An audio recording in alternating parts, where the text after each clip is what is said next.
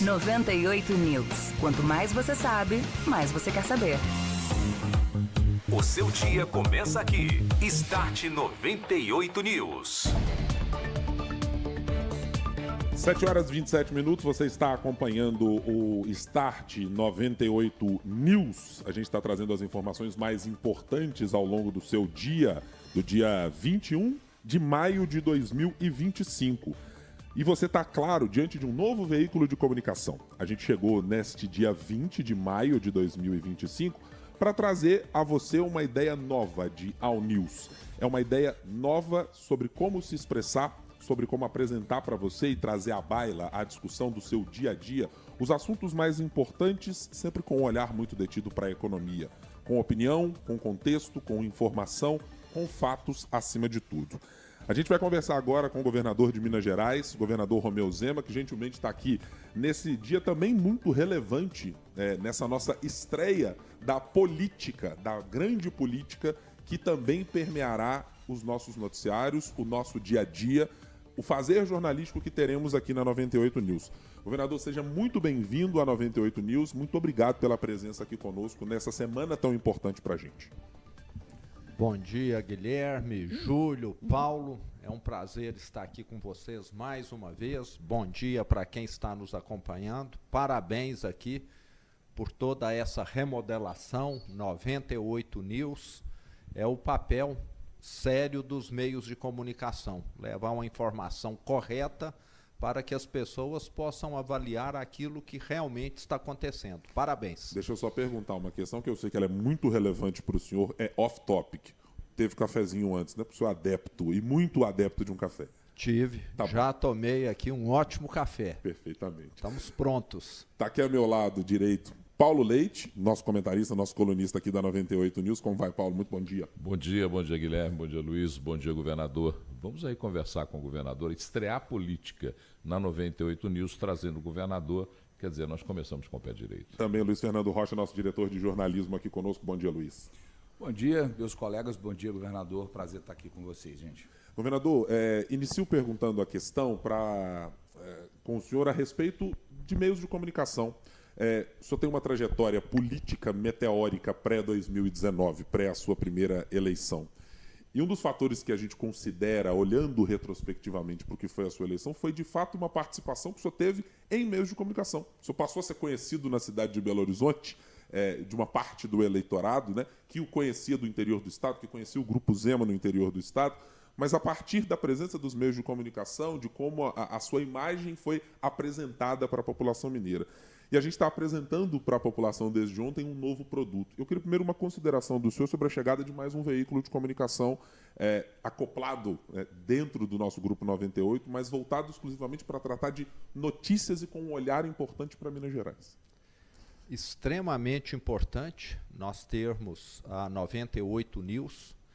Eu acompanho a 98 há muito tempo. Inclusive foi a primeira rádio que me recebeu aqui em Belo Horizonte ainda em 2017, né, Paulo? Não foi isso? Uma primeira entrevista que o senhor deu pra gente. Agosto, setembro de 17. Eu era pré-candidato ainda.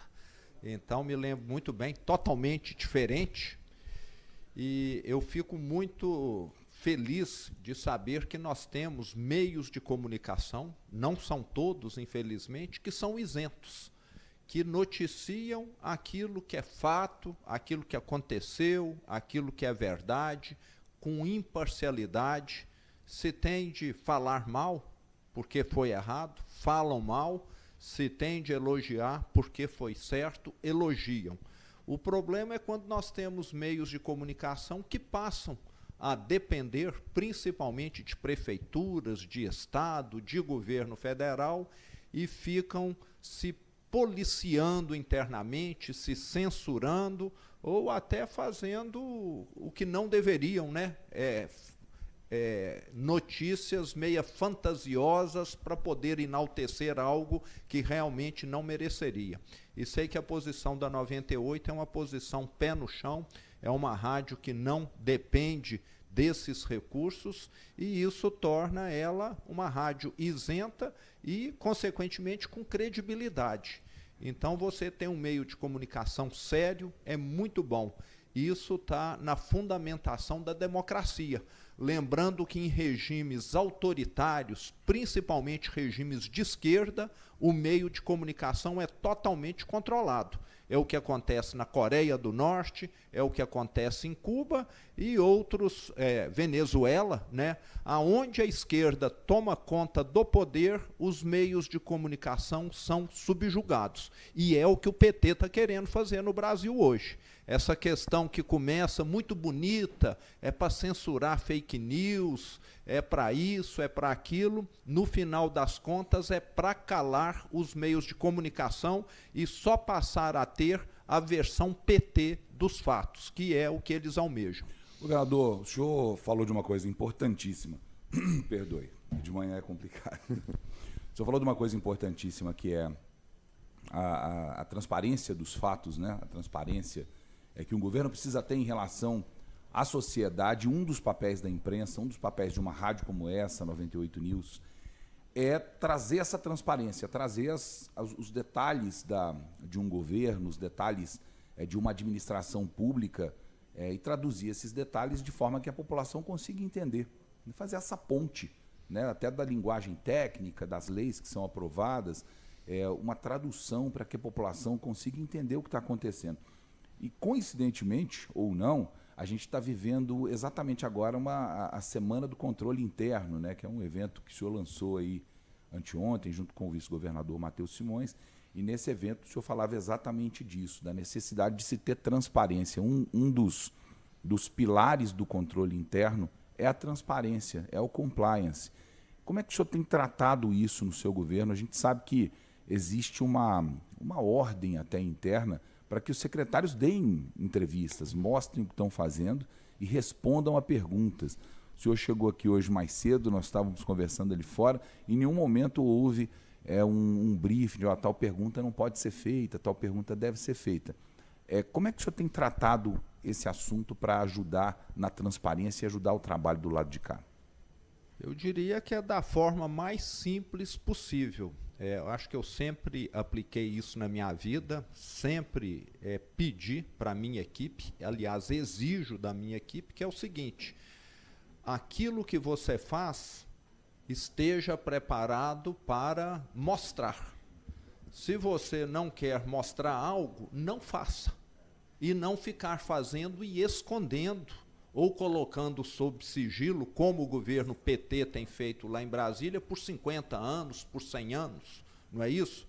Se eu utilizo uma aeronave do governo de Minas para fazer um deslocamento, o mês que vem, nós estamos falando 30 dias, é o tempo de compilar os dados e colocar no sistema. No mês que vem, esses dados estarão disponíveis para que todos os mineiros, ou quem é de qualquer outro lugar, já que isso está na internet, vejam para onde eu fui, o que eu fui fazer e quem foi comigo. Agora, se eu falar isso vai ser mostrado só daqui a 50 anos, parece que eu estou fazendo alguma coisa errada. E é o que o governo do PT faz hoje em Brasília, distribuindo favores, fazendo aquilo que não é correto e colocando sobre sigilo de 50 anos. Ex-governadores aqui em Minas ficavam aí com sigilo de 5 anos. Só depois que já tinham ido embora é que as coisas afloravam. E eu faço questão de dar total transparência. A empresa que eu administrei, contratei auditoria externa e publicávamos balanço. Tinha mais sócios lá, eu tinha de dar satisfação.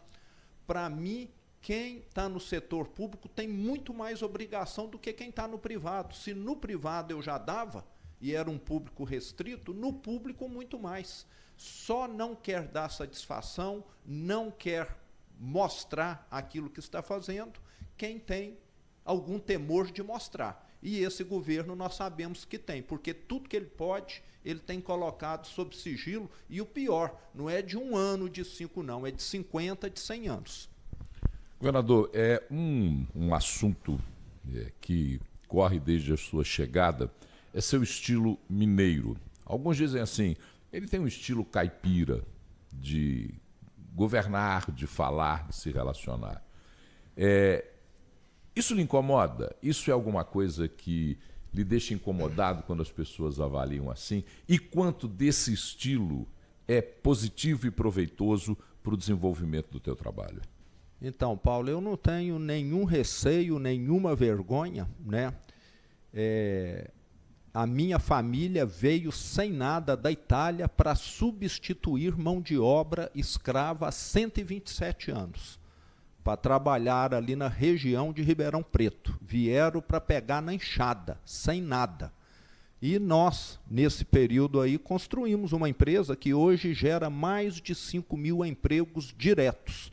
A grande maioria desses empregos no interior de Minas. E nunca dependemos do Estado, nunca pedimos favor para ninguém. O que nós conquistamos foi com trabalho duro. Então, eu tenho de ter, eu acho que é orgulho da minha origem, e não vergonha. Vergonha deveria ter quem depende do Estado, de favores, quem fica descontando dos velhinhos que recebem aposentadoria, quem fez o Petrolão, o Mensalão, quem provocou a Lava Jato. Eu acho que esses deveriam ter vergonha. Eu posso falar o que eu quiser, porque se amanhã o Estado falar, o governo federal falar, eu não vou comprar mais dessa empresa, não vai afetar em nada para nós, porque de vez em quando é que a empresa vende lá uma geladeira para uma prefeitura, vende lá um carro para um órgão do governo, não chega nem a 0,5% do que nós vendemos. E tudo que nós fizemos foi com trabalho. E a grande maioria dos brasileiros e de quem está aqui nos escutando, eu tenho certeza que vive dessa maneira também. Agora, o problema que nós temos no Brasil é que algumas pessoas se acham, porque ganharam uma eleição ou passaram num concurso público, donos do Estado. E falam, agora eu sou dono disso aqui. E esquece que passou num concurso ou ganhou uma eleição para poder servir as pessoas e não ficar ganhando e distribuindo favores. Então, eu não tenho nenhuma vergonha. O meu sotaque, eu sei que é diferente da maioria das regiões de Minas, né, o sotaque lá do Triângulo Mineiro, mas deveria ter vergonha é quem está saltando os cofres públicos, é quem está distribuindo favores, quem está tirando o dinheiro dos velhinhos aposentados. A sua gestão, governador, desde 2019, tem tido uma preocupação, e ela se estende, de maneira geral, pelas secretarias das mais variadas, de agricultura a Secretaria de Governo a outras, em apresentar Minas Gerais de uma maneira mais exitosa, seja no mercado nacional ou internacional. Não preciso nem mencionar aqui azeites, queijos, esses produtos que são dessa seara, mas também apresentar o seu modelo de trabalho dentro do Estado, da maneira como o Partido Novo se porta ou pretende se apresentar para o país na sua gestão. A minha pergunta caiu aqui, eu preciso registrar, caiu aqui a água que está aqui, tá, né? certo. Antes que pensem que algo no estúdio aconteceu, nada disso. Está tudo normal. Está tudo normal, está tudo certo. De que maneira que o senhor considera que essa visão sobre Minas, de quem está de fora do Estado, ela se modificou no período da sua gestão? O senhor percebe que olha-se para o Estado de alguma maneira diferente? Tem alguma coisa de Minas Gerais que ainda não foi levada para fora do país, para fora das linhas do Estado, que o senhor gostaria de fazer até encerrar o seu mandato para dizer isso aqui é a minha representação sobre Minas Gerais?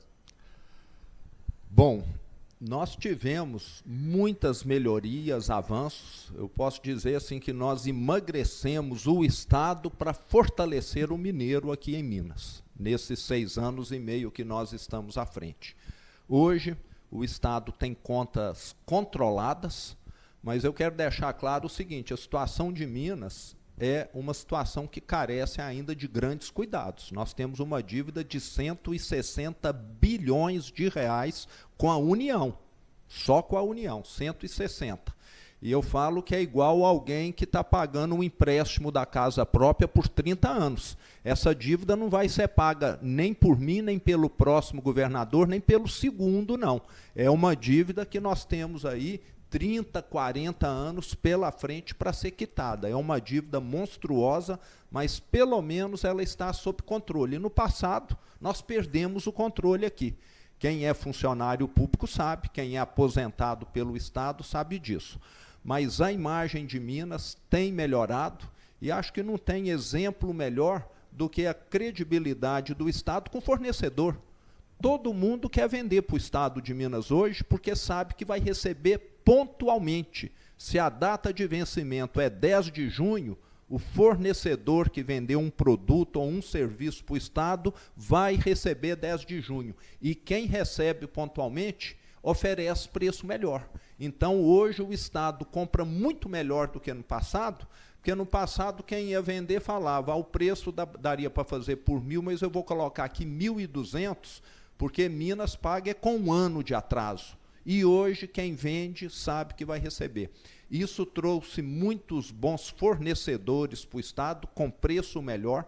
Então, hoje, tudo que o Estado adquire é em condições mais competitivas. E, o melhor, Minas se tornou um polo de atração de investimentos. Nós já completamos 475 bilhões de reais, com B de bola, bilhões com B, atraídos de investimentos privados. São indústrias novas, é energia fotovoltaica, é indústria de autopeças, é no agro. Em todas as áreas temos uma economia muito mais diversificada, e esse valor que nós atraímos de investimento, a maioria dos países do mundo não atrai. E nós estamos falando de um estado do Brasil que atraiu. Nós estamos para completar, devemos completar esse ano, 500 bilhões, que é meio trilhão de reais. É uma montanha de dinheiro que nós perdemos a noção do que é, porque ninguém lida com uma cifra dessa, nem empresa lida com isso, meio trilhão de reais. É um número que a gente perde a noção. E vamos completar também 1 milhão de empregos formais, criados em Minas Gerais. Então, hoje, Minas é um estado que atrai investimentos, que melhorou a vida. Na maioria das regiões do estado é pleno emprego hoje, é a menor taxa de desemprego da história desde que essa metodologia foi adotada. Então, isso demonstra a credibilidade de Minas. E o ano passado, 2024, Minas foi o estado que mais contribuiu com o saldo da balança comercial do Brasil. O saldo da balança comercial do Brasil ano passado foi 74 bilhões de dólares. Minas Reais contribuiu com 25 bilhões. Mais de 1/3 do saldo da balança comercial do Brasil saiu de Minas Gerais. Se o Brasil hoje tem esses 300, 400 bilhões de dólares de reserva, que dá uma segurança para o país, para os 210 milhões de brasileiros, é porque Minas tem contribuído. E é um estado que está sendo maltratado pelo governo do PT em Brasília, que cobra juros abusivos, daí as nossas dificuldades aqui. Deixa eu trazer mais uma questão importante, já que o senhor falou a respeito de juros abusivos, porque a discussão a respeito do Propag chegou a um termo que me parece muito importante no que já foi declarado pelo governo. É de que, se não houver uma amortização de 20% do valor, que hoje global é de 168 bilhões de reais da dívida do Estado com a União, o que foi dito é que não parece ser interessante para o governo fazer essa adesão. É único e exclusivamente isso, governador, se não houver, na hora de computar os ativos que são possíveis de serem levados no Propag, se não chegar à casa de 20%, o governo se manterá no regime de recuperação fiscal e não fará adesão ao Propag, ou pretende adotar alguma outra proposta a ser negociada com o governo federal ou com o Congresso Nacional para tentar uma nova rodada de possibilidades? Sim. Esclarecendo aqui quem está nos acompanhando, né, vocês estão a par do que é Propag, mas o Propag é um programa para o governo do Estado pagar a dívida ao longo dos próximos 30 anos com uma taxa de juros menor. E para nós conquistarmos essa taxa de juros menor, nós precisamos quitar 20% da dívida. Essa quitação pode ser feita em dinheiro, nós não temos, e pode ser feita com ativos, com imóveis, com ações das estatais. E para nós é necessário, para termos um Estado viável a longo prazo, termos a menor taxa de juros possível, que é IPCA mais 1%. O Propag propõe, se você quitar esses 20%, chegar a essa taxa de IPCA mais 1%, que é o ideal para Minas Gerais. Então, nós já decidimos, ou nós vamos para o Propag com IPCA mais 1%, quitando a 20% da dívida, ou então é melhor manter o regime de recuperação fiscal, que é outro tipo de refinanciamento, só que ele tem um problema seríssimo, não tem redução na taxa de juros, ele tem um alívio momentâneo que nós estamos devendo. E aí eu vou ficar com dó dos meus sucessores, que eles vão pegar um Estado, eu diria, ingovernável. Então, ou nós reduzimos esses juros via Propag, ou daqui a 3, 4, 5 anos a bomba vai explodir de novo aqui em Minas Gerais, infelizmente, porque o Estado não consegue pagar essa taxa de juros que o governo federal, o governo PT tem cobrado.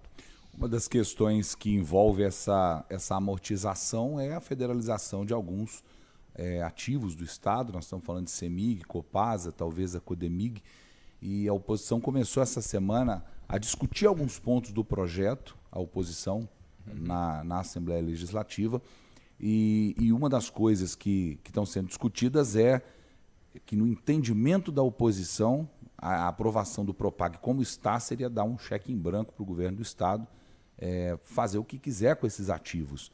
Né? Eles até se mostraram a favor da federalização da CEMIG, mas são contra a federalização da Copasa. Pode andar dessa forma a conversa, e é justo pensar que isso significa que o Estado vai ter um cheque em branco para negociar os ativos? O que eu quero é que nós venhamos a resolver o problema de Minas. Cheque em branco, nós temos uma dívida de 168 bilhões, como foi mencionado agora. O que nós estamos querendo é quitar 20%. E se nós somarmos a participação que o Estado tem na Copasa, na CEMIG, Codemig, nós estamos falando de pouco mais do que isso. E nós estamos dispostos, aquilo que o Estado apurar com esses ativos, que tudo será dado como quitação da dívida. Nós cerca de 30 bilhões, né, governador? Precisamos aí de cerca de 35 bilhões de reais para poder chegar nos 20%. E nós estamos sendo muito transparentes. Esses 35 bilhões, governador, só para que aqueles que estão nos acompanhando possam entender, eles, na atual composição de propostas, são incluindo CEMIG, Copasa, Codemig e a Empresa Mineira de Comunicação. É esse o valor Isso, apurado? E temos imóveis também, exato. Sim. E nós temos de ir além dos 20%, porque na lei do Propag está especificado, o governo federal poderá aceitar ou não. Então, para aceitar 35, o ideal é que a gente mande 45, porque o governo federal vai falar, não, isso aqui não me interessa por esse motivo, isso aqui não me interessa. Então, nós temos de mandar um cardápio maior para o governo federal escolher esses 20%. Se nós mandarmos só os 20% e ele falar um não, nós já estamos excluídos. Então precisa ir com uma reserva. Há condições de caixa, governador, para que, da parte desse valor que a gente está considerando de ativos, algum valor em recurso direto do governo de Minas seja levado, ou não há caixa para isso? Não, nós não temos caixa. Nós temos, nesse ano de 2025, né, um caixa apertadíssimo. Nós estamos hoje trabalhando no limite. Inclusive, já fizemos cortes, já adiamos diversos projetos, porque se não fizéssemos isso, não teríamos recursos para pagar o 13º. Eu acompanho com lupa com o secretário da Fazenda, com o vice-governador Matheus Simões, essa questão do fluxo de caixa, porque a última coisa que eu quero é passar cheque sem fundo, como o governo PT fez no passado aqui.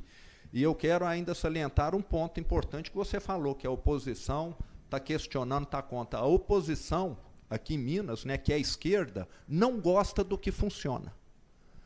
Qual foi o partido que foi contra o Plano Real que acabou com a inflação há 31 anos atrás? O PT. Foi a esquerda que foi contra. Aquilo que funciona, eles não gostam. Eles gostam de viver, de criminalidade, como nós estávamos falando aqui, de morador de rua. Enquanto está tendo problema, eles estão falando que são os protetores dos moradores de rua, dos pobres. Então, para eles, faz parte que o problema continue. Mas em Minas, o mineiro foi vacinado já. Porque é só lembrar do que aconteceu em 2017 e 2018 com o governo PT. O caos que foi esse estado. Sem medicamento na rede pública, salário atrasado, aposentadoria atrasada, governador no palácio com 32 empregadas, em vez de andar de carro, só andava de helicóptero, e o caos no estado. Então é bom a gente refrescar a memória aqui de todos. Esse pessoal vive do caos, vive da desgraça alheia. Enquanto eles estão aí viajando para o exterior com 200 pessoas na comitiva, ficando nos hotéis mais caros do mundo, o brasileiro está aqui vivendo com a inflação. Governador, desculpa, Paulo. Fique à vontade. Podemos falar de política um pouco? Eu ia falar de política exatamente sobre isso. Eu vou abrir, né, você completa, por favor, pode ser? Claro. Porque eu estou querendo pegar um gancho no que o governador falou. A gente tem ouvido em diversos veículos agora que o senhor tem intensificado as críticas ao governo federal, mirando já a eleição do ano que vem. O partido do senhor já disse que o governador Romeu Zema é pré-candidato à presidência da República. O senhor vai seguir nessa linha? O senhor tem realmente, está firme na intenção de se colocar no plano nacional como candidato e essa forma de enxergar e de posicionar-se mais principalmente contra a esquerda, é uma maneira de o senhor já estar entrando no pleito eleitoral? E eu já vou até completar com a sequência da pergunta, que vai dentro daquilo que eu ia perguntar. O ex-presidente Michel Temer propôs uma junção de ideias dos governadores do Centro-Sul, governadores de direita que se oferecem como candidatos para que tivessem propostas semelhantes e cada um andasse à frente. Então, primeiro, na resposta do Luiz, se o senhor é mesmo um candidato, e segundo, como é que o senhor vê a proposta de Michel Temer? Bom, Luiz, bom, Paulo, bom para quem está aqui nos acompanhando. Primeiro, eu não sou político, né? Eu fui eleito governador em 2018 porque eu era um inconformado com o que estava acontecendo aqui em Minas Gerais, com os absurdos que o PT fez aqui, que eu acabei de mencionar, e eu falei, eu ficar quieto aqui é uma sentença de morte para mim. Eu ver esses absurdos aqui, eu pelo menos vou tentar fazer alguma coisa. E o bom é que, além de mim, nós tínhamos aqui mais 6 milhões de inconformados que votaram em mim.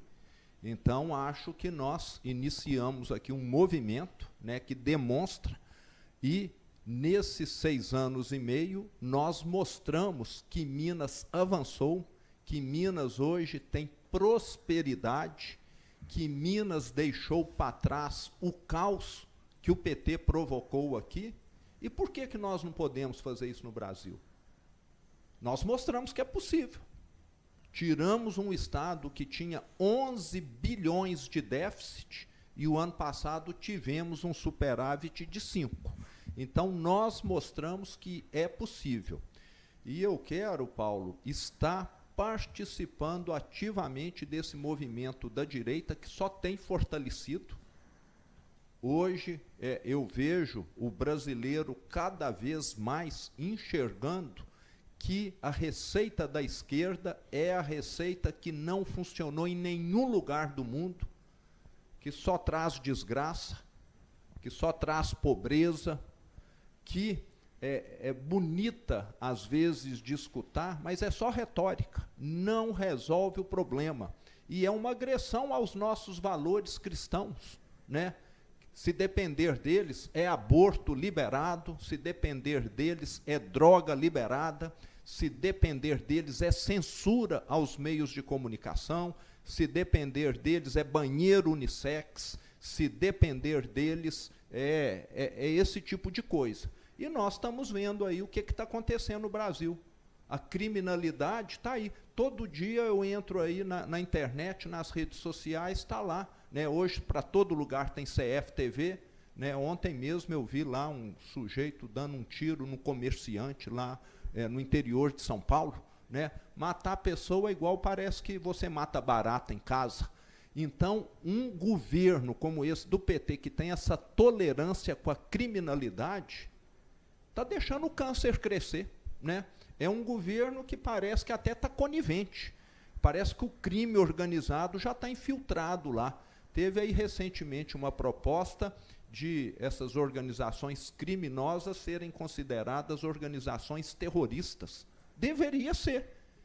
Aonde essas organizações estão, ela impede o Estado de entrar. Graças a Deus, aqui em Minas, a nossa polícia militar, ela, além de não ser temida, ela é respeitada. Entra em qualquer rua, em qualquer beco. Então, nós ainda estamos numa situação privilegiada, mas em muitos estados do Brasil, a polícia não entra mais. E falar que uma organização dessa não é terrorista, é terrorista. Ela está querendo afrontar o Estado. Agora, o único Estado que aceita isso está sendo o brasileiro, porque tem lá um governo de esquerda. Deixa eu perguntar uma questão de Partido Novo, porque acho que ela é relevante para esse contexto nacional, governador. O partido está enfrentando questões relacionadas à cláusula de barreira.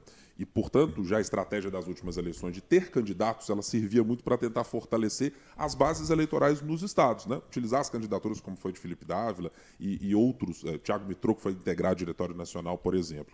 O senhor acha que para esse pleito de 2026 é preciso que a legenda tenha uma candidatura ou ela pode ser acoplada numa posição de vice dentro de uma chapa e ainda assim será possível fortalecer o partido? Isso vai depender muito do que for feito de pesquisas, de conversas com outros partidos, mas que o partido vai estar participando, isso ele já sinalizou claramente. Com um candidato, ou vice, ou o que for, nós estaremos participando. E nós temos de lembrar que nós somos um partido coerente, um partido que combate a corrupção. Né? A nossa linha é essa, um partido que quer um Estado emagrecido para as pessoas ficarem fortalecidas, como nós estamos fazendo aqui em Minas Gerais. Então, é o partido que vai ajudar na solução dos problemas do Brasil e que já ajudou muito aqui em Minas Gerais. Então, eu estarei participando e o partido também. O senhor colocou claramente que o senhor vai participar como pré-candidato, então, dessa campanha, mas não sabe ainda se como vice ou como presidente. A gente pode interpretar dessa forma. Então, eu sou um inconformado, eu quero ajudar o Brasil. No passado, eu nunca tinha sido político, eu quero contribuir para um Brasil melhor. E isso é que é importante. Dentro dessa sua predisposição à contribuição de um Brasil melhor, o senhor elencou aí algumas divergências com relação a valores e a costumes que são hoje empregados, pelo que o senhor disse, pelo governo federal, pelo atual governo federal e pela linha de pensamento. Para além disso, como é que o senhor vê a política econômica do governo atual e qual seria o antídoto, se o senhor concorda? Se o senhor não concorda, qual seria o antídoto para essa política econômica? Paulo, as pessoas que estão aqui nos acompanhando e que têm a memória um pouco melhor vão lembrar do que aconteceu no Brasil em 2015 e 2016. Nós tivemos a maior recessão da história do Brasil. Naquela época eu estava na presidência de uma empresa e eu tive de reduzir 2.500 cargos na empresa. Ou eu reduzia ou a empresa não sobreviveria, devido à queda nas vendas. Naqueles 2 anos, 2015 e 2016, repetindo aqui, 3 milhões de brasileiros perderam o emprego com carteira assinada. 3 milhões. Só aqui em Minas, nesses 2 anos, foram mais de 200 mil empregos perdidos aqui em Minas Gerais. E nós estamos tendo a repetição. O que foi que provocou aquela recessão em 2015 e 2016? Mensalão, Petrolão, Lava Jato, impeachment, mala de dinheiro, e agora está aí a corrupção de volta. O assalto aos velhinhos aposentados promovidos pelo PT.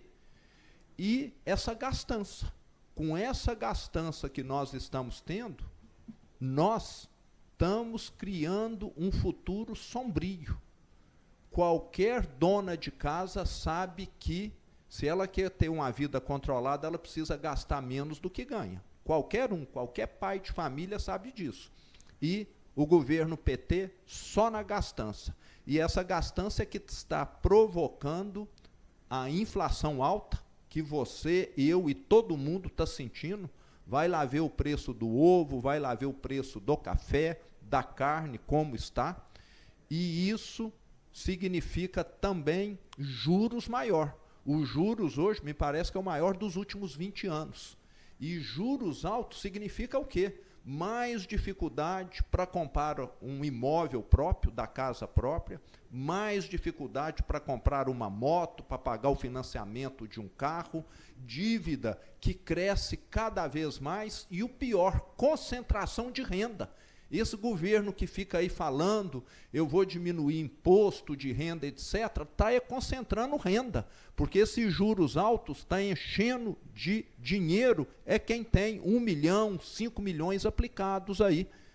Pega 15% ao ano, para quem tem lá 10 milhões aplicados, essa pessoa está ganhando 1,5 milhão por ano com esses juros altos. E o coitado que tem dívida está pagando. Então, esse governo está empobrecendo quem já deve e está enriquecendo quem já tem. É um governo que tem o discurso bonito, mas na hora que você pega uma folha e põe no papel, você vai ver que ele está fazendo o contrário. E nós vamos ter recessão em breve aqui no Brasil, com inflação. É repetição do que aconteceu lá atrás. E lá atrás, mais uma vez, em 2015 e 2016, o Brasil foi o único país que deu uma charré. Porque, às vezes, um país entra em recessão porque o mundo entrou em recessão. Na hora que você olha lá atrás, o único país naquele período que teve recessão provocada pelo PT foi o Brasil. E o que o PT está fazendo hoje para poder já tentar ganhar a eleição ano que vem é aplicar anabolizante. É distribuir tudo que pode, né? Igual o sujeito que quer ficar malhadão, bonitão, começa a tomar anabolizante, fica, mas daqui a pouco vai vir problema renal, problema hepático, problema de impotência, problema cardíaco. É só esperar para ver. É repetição do que a Dilma fez, é o que está sendo feito. Governador Romeu Zema, muito obrigado por estar conosco aqui nessa fase inicial da 98 News. Eu estou dizendo fase inicial porque esperamos contar com o senhor, com o governo de Minas, com os secretários, para trazer informações, coisas do Estado, para discutir os assuntos macro, microeconômicos e do dia a dia, que são relevantíssimos e serão para a nossa audiência. Reitero o agradecimento por estar conosco nesse nosso novo projeto. É um prazer estar aqui com vocês. Parabéns aí pelo estúdio todo remodelado. Estava falando com o Rodrigo, né? Aqui parece que as paredes são de Lego, né? Toda vez que eu venho aqui é um formato diferente. Então, parabéns pelas mudanças, pelo empreendedorismo, pelos avanços aqui da 98 com a 98 News. E votos de muito sucesso. Obrigado, governador. Obrigado, Luiz Fernando Rocha. Obrigado, Paulo meus Leite. amigos. Mais tarde, às 5 da tarde, eu estou aí no nosso deadline. O Paulo está mais cedo um pouquinho. Eu volto meio-dia. Exatamente. Eu continuo por aqui enquanto os dois vão tomar um bom cafezinho. A gente vai para um rápido intervalo e faça você também o mesmo. Tome seu bom cafezinho, daqui a pouco a gente volta com mais Start 98 News.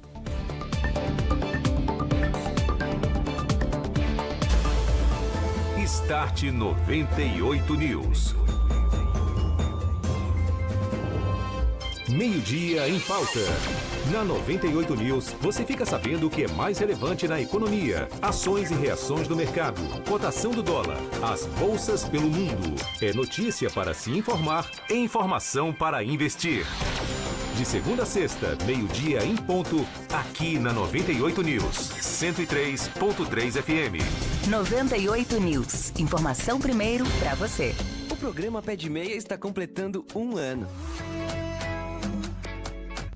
Sonho meu,